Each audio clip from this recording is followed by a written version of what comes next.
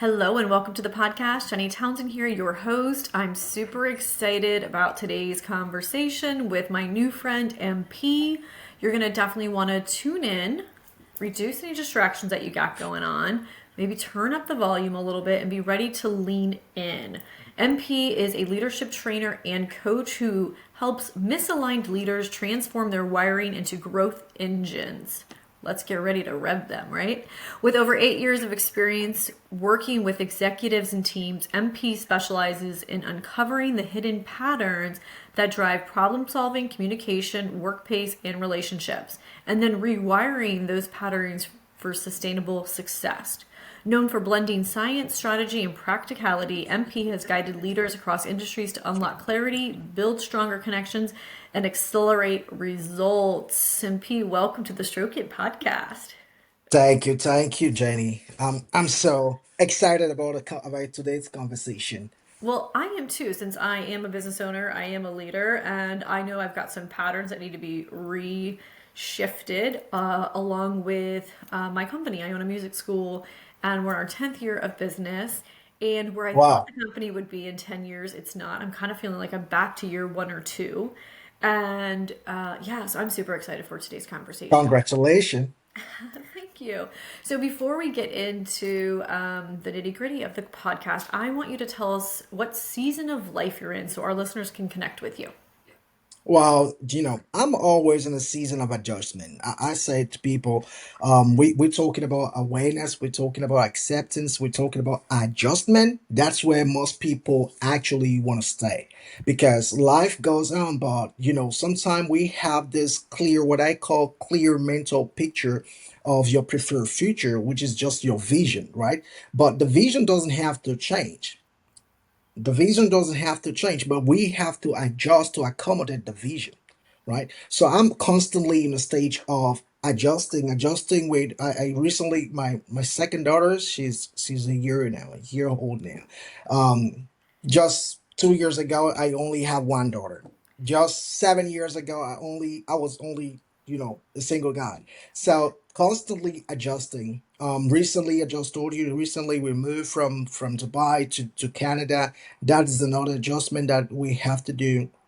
I have a company in Dubai, and I just recently opened a new company in Canada. So constantly I'm in a stage of adjusting. That's what I'm doing now. That's awesome. Well, we're really excited to learn from you. What made you get into the work that you're doing, or what led you to the point to where you found this niche and you found this opportunity to work with leaders, executives, and rewire us? Humans. Honestly, I'm passionate about humans. It's the way that they think, the way that they do things, the way that they go about life, the way that they struggle, the way that some people fall and then they wake up and then they keep running. I'm just passionate about that, and I think I got to a point where I was like, what can I do to help those who sometimes don't find that they don't find the strength to keep working, even though the project that they are having or the vision that they are having is a powerful vision, is something that is really interesting that could help, and how can I help them? And it went straight to, well, maybe if you understand a little bit more their subconscious, maybe if you understand the way that they are wired, you could help, because that's what it's about. It's just about wiring, and recognizing the patterns that are leading the life at the moment we are talking, and making sure that that patterns is exactly what the new environment requires, so they can explode, or they can be successful. And that's how I got into it. Wonderful. Well, we're excited to break it down. So, for those that are tuning in, we're going to be talking about uh, wiring ourselves, employees, and we're going to be talking about employers as well. So, if you own a business, this is a great episode for you if you're managing or leading people. So, let's first talk about ourselves. I feel like so much growth, so much transformation, a lot of adjustment has to do with us. So Yeah. let's talk a little bit about mindset, rewiring, changing habits, rethinking things, bringing in some strategy into how we approach life. Discovering. So the first word over there is discovery. So if I want to take a personal example here, and I want to say I grew up in a family that was not really about business. Okay, so I grew up in a family where people were used to go to work and come back home. That's how they wanted life, and I don't really remember before me how many people in my family really travel to live abroad. Like, definitely, like I'm just leaving this country. So I grew up with that mindset of, well, I gotta protect everything that I have. I'm not sure that I want to risk something to have something better, but I'm pretty sure that I want to protect what I have. So for me, the work started there is like, what if you allow yourself to risk something to get something better? Like, I'm not saying what you're having now is not good, but what if there's something that is much better than what you're living, that what you're experiencing now? And I opened myself a little bit more, and I started risking. And it went great because sometimes I got much more, and some other time I've been losing. So I look at myself and I was like, okay, what can we adjust? Back to adjustment. What can we adjust here to make it consistent? And I figured out I was the guy who had um, the energy. I have a very strong will, but I didn't have any discipline. All right. So that is just a formula for disaster. Like, You if sound you like the male version of me.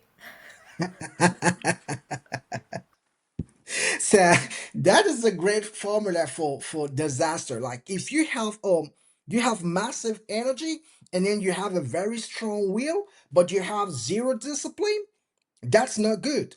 Because guess what? Even when it comes to business, you are the person who can generate 1,000 ideas in 1 second.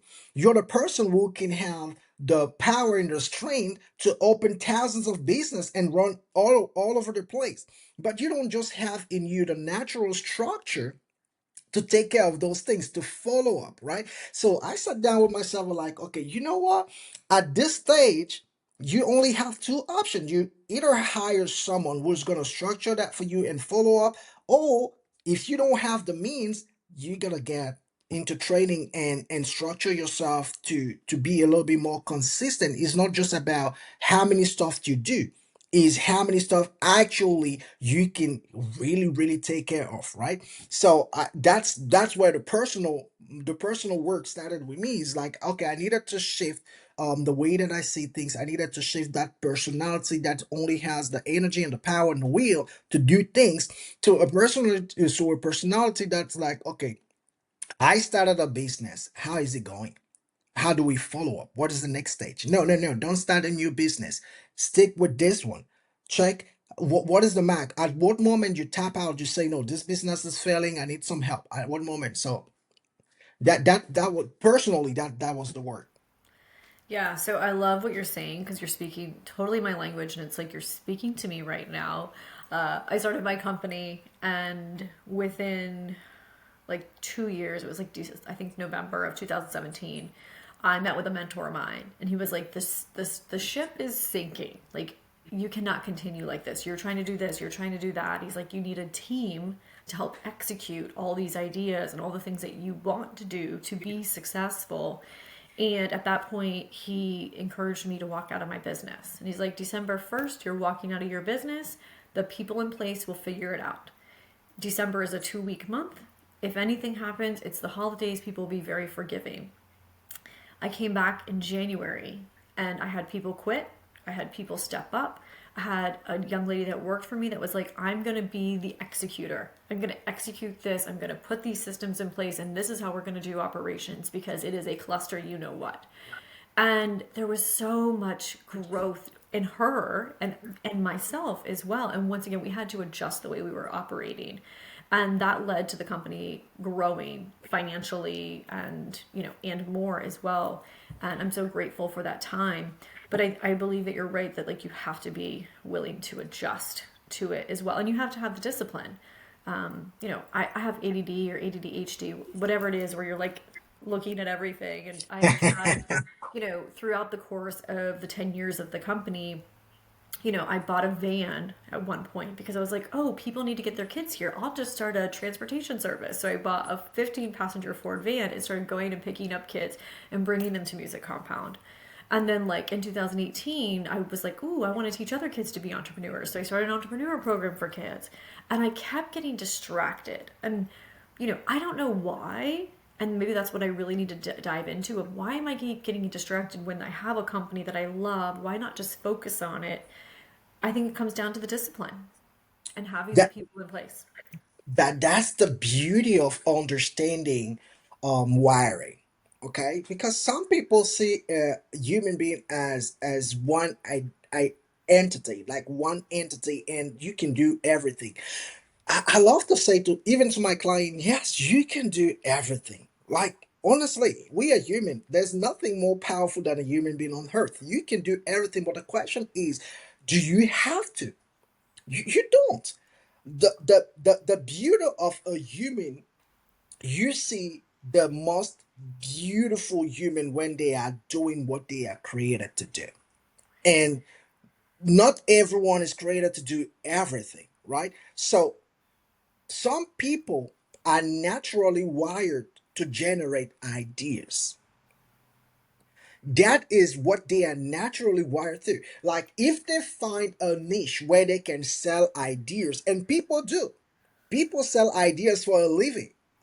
People sell ideas for a living. I think I found out a website recently where you can register your ideas, and then if there's an entrepreneur or a company that can pick on that and execute on that idea, then you get paid. So there are people I who need are. this website. I have an idea factory. I swear to you, I need this website. I have I need ideas to all the time, and I'm like, I wish I could do this, but I don't. I can't. I need to find it. But yeah, you see, so someone who understand how they're wired, you don't have to do everything. Some people are. I'm from the beginning. I knew that about myself. It's like I go to the shower. 5 minutes alone. You give me 5 minutes alone. I can give you thousands of ideas. Right? You just give me. If I have a time, sometimes I'm like having a conversation with my wife, and then for 1 second she's like, hey, you still here? I'm like, yeah. But that's an idea that just passed through my mind. And I have to write it down. And I write ideas, business ideas in a book. Some people are executors, just like the girl who works with you. They don't have time to generate idea. By the way, they are not good at generating idea. But when you give them a project, they will execute that fast. They would not spend time to make it on, like to implement whatever strategy system you're bringing. They just go for it. Some other people are good for supporting. They will never bring ideas to the table. They will never be the executor, the person who goes first. No, they step back and then they say, "What do you need to make it happen?" Some other people, and this is the fourth category when we are analyzing wiring, they are just good at putting system back and making sure that all the details are okay. That's what they do. They don't bring idea, they don't execute, they don't support you. They are all about the system. Okay, what is wrong with this? They go deep into the details. You don't have that. I mean, you can train yourself at a certain level. I've been doing coaching this for 8 years now. You can train yourself at a certain level, but the reality is that you don't really want to spend your energy doing all those things. No, no. But I do want to do them all. So, okay, so when we're talking about ourselves, so let's just say that we are the wired person that comes up with the ideas, right? So you have a journal, you log these, and these are things that you could potentially do in 6 months, maybe 6 years, and then we have the executors as well. When do we know when it's time to actually launch one of these ideas, or when should we just have some discipline and chill and stay focused? Your system's gonna tell you, right? So depending on how you wire, your system's gonna tell you. Like I had this idea yesterday with a client. I said, okay, you're someone who generates idea, hundreds of ideas or in a minute. Good. But we're gonna play with your strength, right? So your strength is about generating idea. But remember, if you don't implement anything, if you don't execute those ideas, you're never going to make money. You never, no one is going to know about you, because every single person can have ideas in their books, in their room, but if the ideas is not out there helping people, no one's going to know. So yes, what we're going to do, we're going to create a system that's going to help you to filter the ideas that you have. Okay, so the system was simple. It's like, how many ideas do you think that you generate in a week? And the guy's like, oh, 50 ideas. Oh, cool. So you were going to generate your 50 ideas. What we want is that we're going to narrow it down to 10 ideas. And once we narrow it down to 10 ideas, we don't take on any new idea until we narrow those 10 ideas to one idea that we're going to execute. And once we narrow down to one idea, to the one idea, we don't do anything with ideas anymore until we execute that one idea. And then we figure out we have failed, or this is a good idea. That's it. That is the simple system. So the guy's like, okay, cool. So I'm going to give myself, I said, give yourself 34 days, if you will. He said, yeah, I'm going to give myself 34 days. So I'm going to make sure that I collect all the ideas that I'm generating and I'm going to write them down. And then I'm going to give myself another 15 days to narrow down those ideas to 40 ideas, to 30 ideas, until we get to 10 ideas. Then I'm going to give myself another 10 days to narrow to one idea, to the one idea. And then I'm going to give myself 90 days to see how I can implement that idea and turn it into a lucrative business. And then I'm going to give myself another 90 days to see how the idea is performing. And before that, I'm not touching any other idea. Like, I'm not spending any time on in a different idea until I finish with that. So until I realize, okay, this idea was a good idea, the business is running. Oh no, this idea was not a good idea, the business is not running. 100%. So staying committed to that one idea. So I want to ask you a question about the idea factory, because some of us have those ideas that keep coming and keep coming and keep coming. For me, the reason I come up with a lot of ideas is I have a lot of I'm always busy, but I'm Okay. always also creating time to be alone and time to just chill and be by the pool or walk on the beach in quiet time.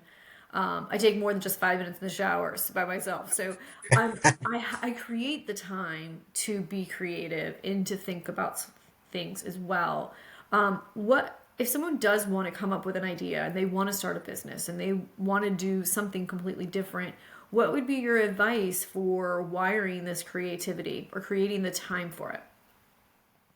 Okay, I'm not sure that I think in the middle of the question I didn't get it properly. Do you mind just Yeah. So, for instance, you and I are very natural idea creators, yeah, right? It just comes natural to us. But if it doesn't come natural to someone, but they want to come up with $1 million idea, or they okay, want to do something they're passionate about, or they want to create a better future, or create something, how are they creating the mind space to create it? Like, how do they okay, create the time? Does that make okay, sense? yeah, yeah. So again, depending on the very first thing that is really important in this topic is to get to know yourself better. Okay, you gotta know yourself better. Are you someone who is like I usually four things? How do you approach problems? How do you create relationship with people? How do you pace work? How do you respond to rules, regulation, and standards set by other people? That's gonna give you an idea of exactly what is your personality profile and your behavioral patterns. Once you understand that, now if you are in the first category, meaning the people who are dominant, those who wants to execute all the time, how do I create a million ideas? Is I stop executing for a while, because you are naturally wired to execute, execute, execute, execute, that you don't give yourself the time to pause, step back, look at what you are actually executing. Like, some people can have like 100 business and all the 100 business are failing, but they don't have the time to step back and look at the business and say, oh, there's something wrong somewhere. Where do I need to adjust? Where do I need to adjust? They don't. So in the first category, the person has to just create a time. Stop. Just like I think your mentor told you, step back, leave the business. The business is not going to die. And by the way, if the business dies, it means that it was not a good business. Because at the end of time, if the business cannot run without you, is it really a business? I'm not sure. As an entrepreneur, no, not really. You have to step back, leave the system do the work. The system is there to do the work, right? So for that category is step back, create some time to generate ideas. It is going to be hard for those people because they are so used to do, right? But that is an engagement that you can have, an accountability that you can have with your coach, your mentor, or a friend who is ready to help you out. And then you have the category of people who are always supporting. Those people, they also have to create some space, but they need someone to tell them that for the next 30 days, I don't need any support. By the way, the best way that you can support me right now is that you come up with an idea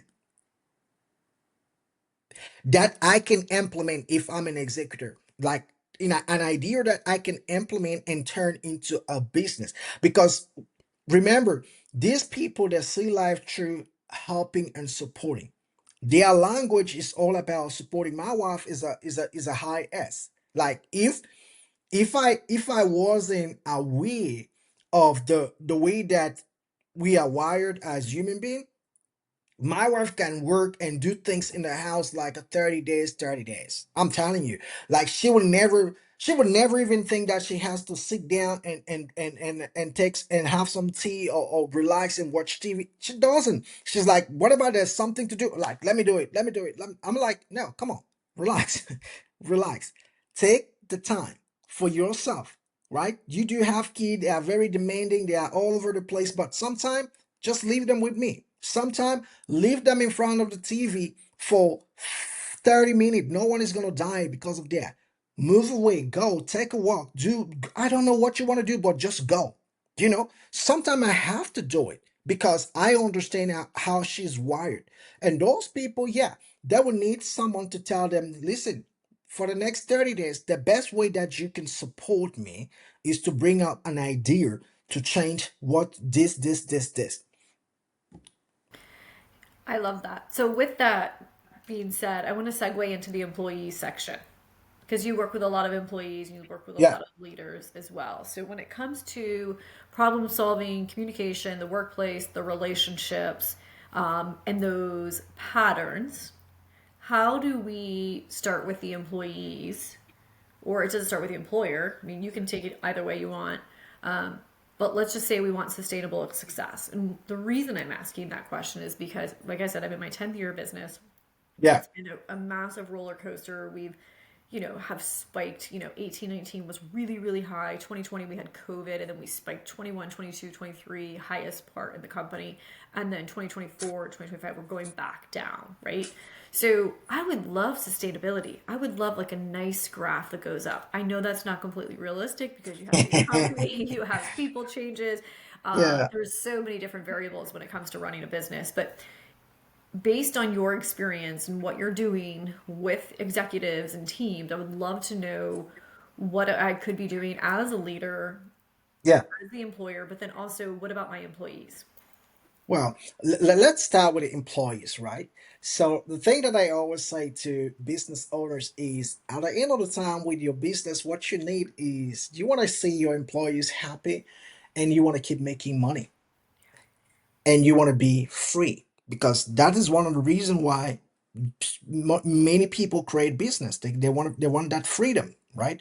So here's a sentence that I give to all business owner. And I think if you're able to do that, to treat your employees the way they want to be treated, you're a winner. That's a hard thing to do.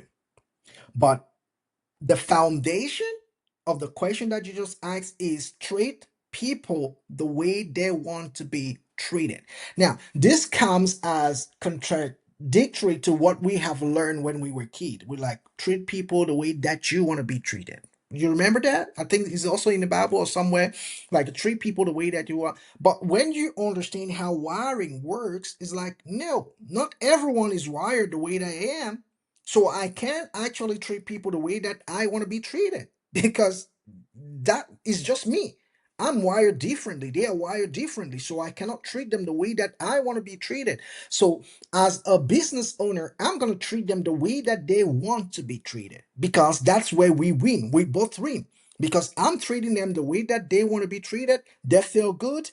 And because they feel good, they can do exactly what I want them to do in the company. So we are all winning, right? That for me, that's the foundation.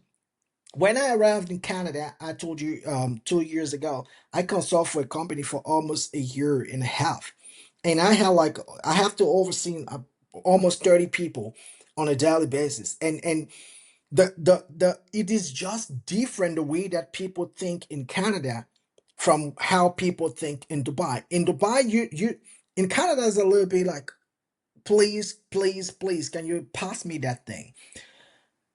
If you don't say please, please, please 3 times, people feel offended. It's like, why do you talk to me like that? In Dubai, it's different. People are like, give me that thing. They don't care if you say please or no. Just like they just bring the thing, they give it to you, and then they're gone. It's like it's fast. People are moving. And I arrive here and then I look at people and the way that they function is just different. But the formula still works. Treat people the way that they want to be treated. So I understand them and I'm like, okay, are you an executor? Are you someone who generate ideas? Are you someone who support? Are you someone who is all about details? Okay, once I understand that, I'm like, okay, now I'm gonna speak your language. And people are like, why you talk to me this way and then you talk to someone else the other way? I'm like, yeah, because you guys are different. I cannot talk to you guys the same way. So you can see me laughing, shaking my head right now because seriously. So I run through this same challenge with work because even just with my leadership team and just even with my right, my left hand, I mean, they're completely different. The way that they receive praise, the way they want to be acknowledged. So we've actually incorporated the 5 love languages within the workplace of how people receive my messages of appreciation and praise. And I have used this example in the past where I had 2 individuals that worked for me, very similar roles. They were both running my studio, both sales, both client care. Um, One was a male, one was a female. And let's just take $20. So if I were to gift them $20, one would Yeah. want me to take him out to breakfast and go and have quality time with him, while the other one wanted the $20 to put in her savings account because she wanted to go on a vacation. So hers was gifts and his was quality time. And then you times that by 30 people, and it is completely different when you have a team because of how they receive or how they like to communicate. Some people only want me to Slack them, some people only want me to email them, some people need to have a conversation in person.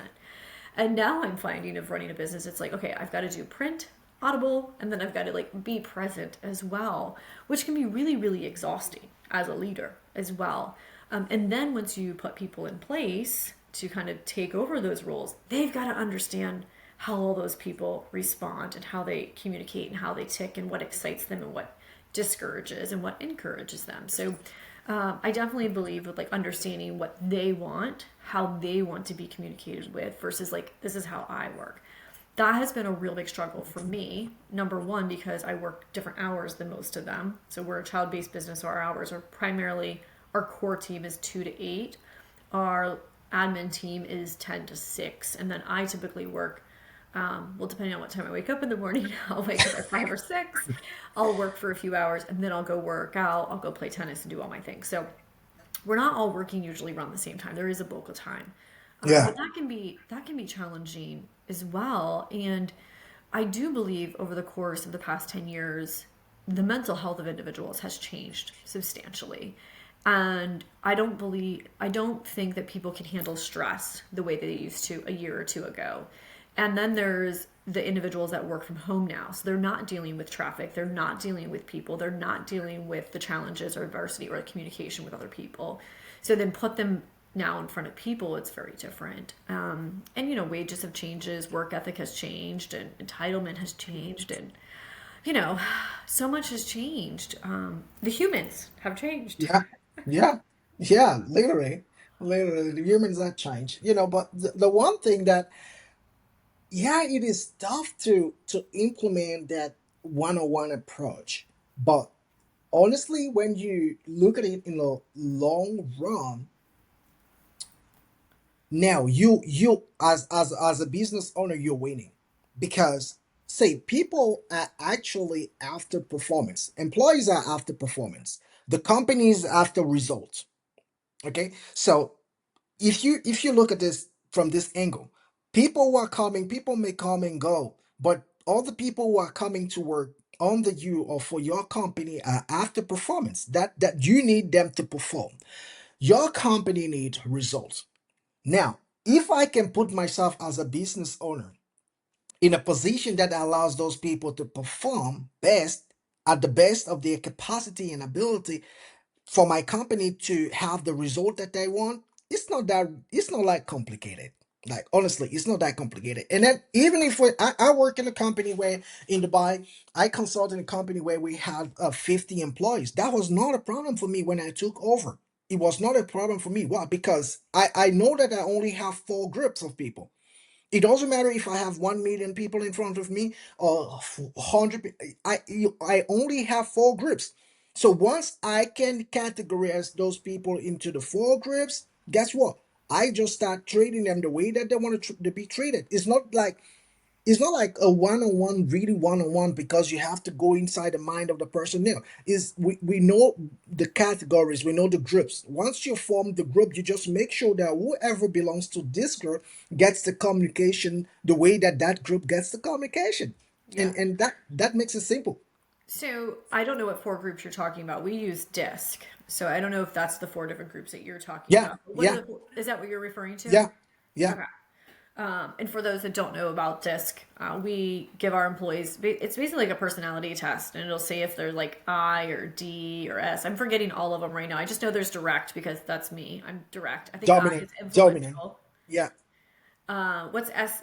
I know C is consciousness. You have calm. consciousness and steadiness. So the Steadiness. S is steady. Yeah, the S is steady, and then the C is consciousness. Okay, got it. So we actually had our team complete these. Not every single but every single person in our company, but the core have completed these, and then that way they know how to communicate with each other. But not everybody like follows that. So what would be your words of encouragement to get people to really hone in and identify with those discs profiles to where everybody can be communicating and working together in tandem better? But they are all mental health. Their own mental health. It's like again, this is the challenge. I was saying to a CEO, I think 2 days ago. I say the problem that I say in companies today is that people, I mean, business owner are most they are focusing on hiring at low cost. Now, in a group of people, you have people who are spending money on their training and coaching and self and mental health. Like you have employees who are really investing in themselves. And then when you go and hire someone who doesn't care about mental health and taking care of themselves, what happens is that you now have in a group people who don't value the boundaries and the limitation of other people. And this is a hot mess because now we have to, I don't know, the person who is invest like 100K or 50, even if it's just $100 into self development and professional development, it feels like, but why am I even here next to you? Because this guy has zero awareness. It's like he talks the way that he wants to talk. He just act the way that he wants to act, and he doesn't care about people, other people boundaries, right? So this is the responsibility of business owners to make sure that listen, if you're gonna hire anyone just because you want to cut costs, just understand that you're gonna lose at the long time because probably your best performer are gonna quit. So, what's interesting that you say this is that part of our onboard process is to know what they have as far as their hobbies or what they do to relieve stress. And if they don't have hobbies or they don't have a stress reliever or a way to like reset their mental health, we aren't considering them, which is hard. But at the same time, we want people that are aligned with taking care of themselves and making sure that they're good and have a good mental health and they're happy, because I've hired some people that they are just the Debbie Downers of the Debbie Downers. I think this one guy is the king of Debbie Downers. And he is such a challenge for other people to work with. Like people will be like, "Hey, how are you?" And he's like, "Good." Like won't even ask, "How are you?" Or he'll get like, "Wow, Wednesday," and he'll just be like, actually, most recently he did respond, but he is so off-putting. He is so great at his job. He's actually one of our best teachers. He is phenomenal. His retention is great. He is the most dependable. He's very loyal. He is there. I mean, he is a great employee. Really, really is. But when it comes to like the human and the personal side of him, it's such a disconnect, and it's really challenging to be in meetings with him because he'll come in with the glasses. He literally will not say two words. He'll be on his paperwork, and a lot of it has to do with his mental health. And we have offered to say, "Hey, do you want counseling? Hey, are you going here? We'll pay you not to work 5 million jobs." Like, so I 100% agree with you. You have to find people that are very self-aware, that care about themselves, that are willing to do the work, and that are aligned with your mission if you want to have a really great team. And those are things that we are considering now part of our onboard process because we want to make sure that people are aligned, and just healthy, Yeah, yeah. because they are the like the heartbeat. I always say it's the heartbeat of our organization are these individuals as well. And I'm to a stage of the company where I don't want to be necessarily the whole face. I don't want to be everything. I just want to support all these people, create opportunities for our team members. I want to create where they have really great jobs, where they can have really great futures, and they can have the life that they want. And this job that they have with an organization is the tool to get them the life that they dream of. Which we do a lot of vision planning. We do a lot of like, what's the one thing you want to achieve this year? And we do a lot for development and getting them to think of why they're there. So like in our break room, everybody has their personal word for the year, the one thing they want to achieve, and what's their why, So that way when they come into work, they see why they're showing up, right? It's not just for me. It's not just for I, so I can make money. It's not just for the students. It's for them as well. So some of them fall into this and they believe in it and they're like working towards it. But then there's like a few of them that are just like, eh. I'm like, oh, But you guys are doing great. You guys are doing great. So that is the answer when we were talking about employees and employers. That is the answer for the employers, right? So for 8 years now, that's what I do. Visionary mastery coaches, just making sure that the employees embrace the vision of the business owner. And that's not something I see company doing it like once in 3 years. I'm like, you guys are killing yourself. It's like it's not helping you. If you have 80% of your team thinking about the check, like the end of the month, pay me my check and then I'm gone, you will never have the best of those people. But it's not because they are bad people, it's not because they are evil people, it's just because they see how the world goes and they understand that there are some people who are just taking advantage of other people. So why am I going to give you extra energy for nothing? You know? yes, yes. And that's the thing is some of the one person that I'm talking about, his one thing and what everybody, like the general census is that it's only about him. He only cares about him. It's not about, which is so sad and so unfortunate because I see how much he gives to students, but it's like he can't think about giving to others in some sort of capacity or like how breaking out of the shell or breaking out of this persona that he has, how it will make others happier and how it's just like there's just these walls there. Well, You you can't you have. you use that. You use that. I mean, you use that to help him. That's the deal breaker. The deal breaker is that it is not about actually making the company richer. It's not about making your colleagues better or more happy. It is about you.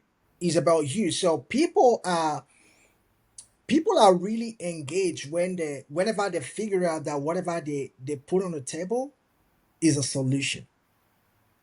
Okay, so that's one thing that when I go to company for visionary mastery, I always make sure that the employees they get. It's like, listen, it's not about you coming here to make your boss richer. No, it's about you using this platform to build the dream that you have. So we have to find a way to connect their dream. What is your greatest dream? Like when we are thinking about this, what is your clearest mental picture of your preferred future? What is that vision? And then we take that vision, that reconnect to the vision of the company, and then we say, see, it's easy. If you connect with that and then you come over here and then you show up the best that you can and then you're happy and then you play with other people, guess what? That is you're not working on this guy's business. You're not making this person richer. You're making your business richer.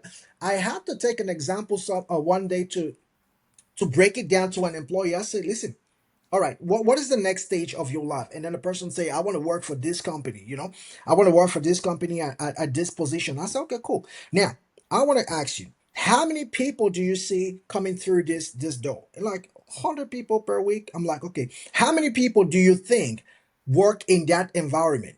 And like, maybe 40 or 50. I'm like, okay, so don't you think that if you're a little bit more kind and open and you share and and you welcome the guests, don't you think that you will be able to bridge a gap and create some relationship to the point that the day you decide to leave this company, one of those guests who are now like a client will be happy to refer you and then to say, oh, I can vouch for this person because I've seen her work in our previous company and she was so great. And then the person goes like, wow, yeah, you're right.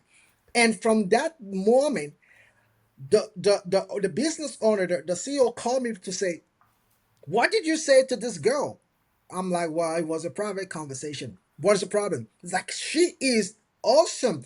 The way that she talks to people now, the way that she connects, she was never about to do this. I'm like, yeah, because the simple thing is to make sure that you get that greatest dream that they have for themselves and then connect that to the company vision and then let them run. So I love what you're saying, and I totally agree with you. How do we get them to dream bigger?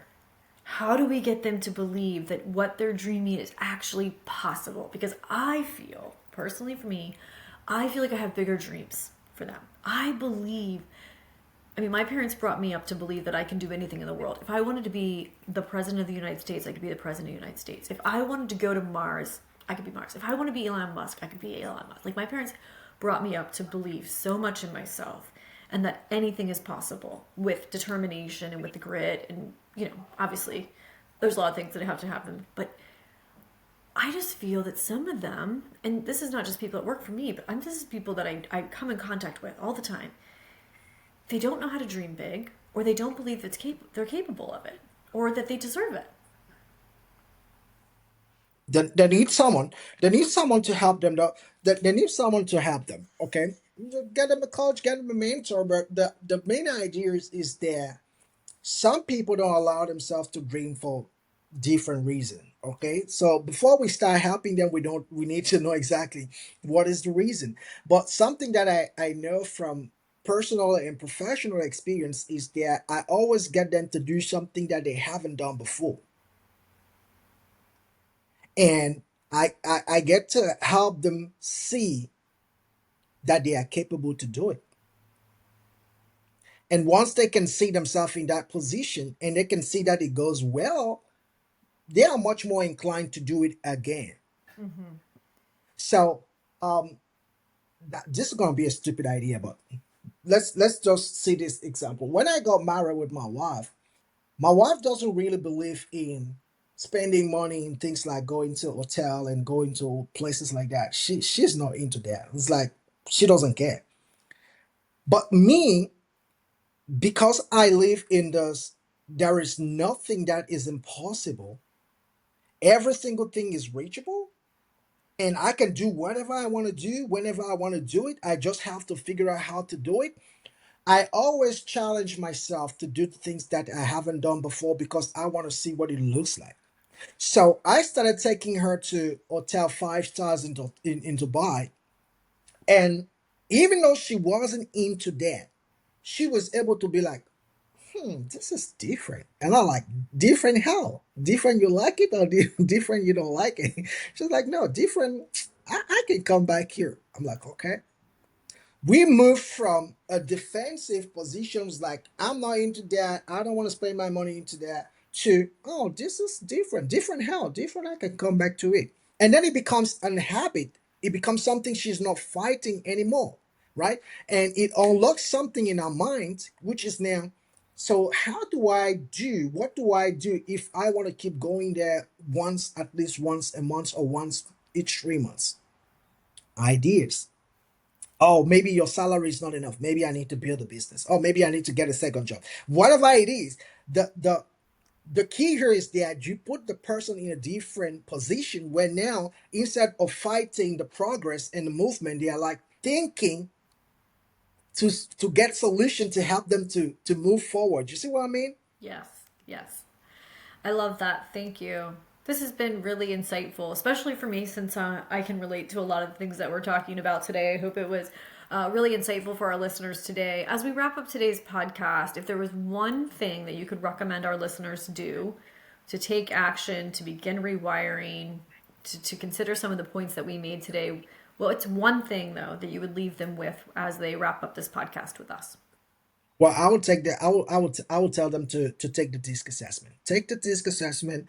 The disc assessment is 8 minutes. All right, this is just 8 minutes of your life, and then it comes down to 22 pages about you, how you wired. It tells you how you love to learn, how you love to teach, how you love to communicate with. It tells you a lot of things that are so important for yourself. And once you know that, adjust, Yeah. adjust. Self awareness, acceptance, adjust. I love that. Thank you so much. I know my coach who I have, she's going to love this part of the podcast as well because just yesterday I was having a call with her and she was like, "What's their disc profile?" And I was like, "Oh, I wish I knew all of their disc profiles off the top of my head, but I don't." But like as I'm thinking about it, like these four, I'm going to create a circle. I'm going to put all their names in it so that we have a visual at our office as well with those really great qualities and how to speak to those individuals. Like for me, I'm a high D or a ID. And so I just want, give me the Action. solutions, give me what we need to do, That's give it. me like the main points. I don't need the details. I don't need a long drawn out conversation. I don't need to have 5 meetings about it. Tell me what I need to know. Let's make a That's it. decision. Let's go. And, I've got other people on my team and it's like, let me create a 20-page report and can I schedule a 35-minute meeting with you? And I was just like, oh my gosh, no, please no. So, but obviously I have to respect the way that they operate too. So anyways, well, this has been really, really wonderful, very insightful. MP, before we wrap up, please tell our listeners, how can they connect with you if they're interested in learning more about the operations and the coaching and your services? Where do we go? Did just go to my website, 3WMPenvisions with s.com. I Perfect. think on the website I have the free assessment. On the website I have the calendar. I have everything on the website. Okay, when you say the free assessment, that's the disc assessment or a different assessment? Oh no, that's a disc. That's a disc assessment. I put it free on my website. Do you Just really? That's yeah, really great value that you're putting out there. So if you are yeah. listening, you definitely want to go get that. That's a really great value he's offering as well. You can click on the link in the show notes to get to his website. MP, thanks for your time. Once again, if you do want to venture to the United States, I'm in Florida, come see me. And thank you all for tuning in today. We want to encourage you to send this to 5 people and you loved the conversation. Consider giving us a 5-star review. Wishing you a great day and thank you.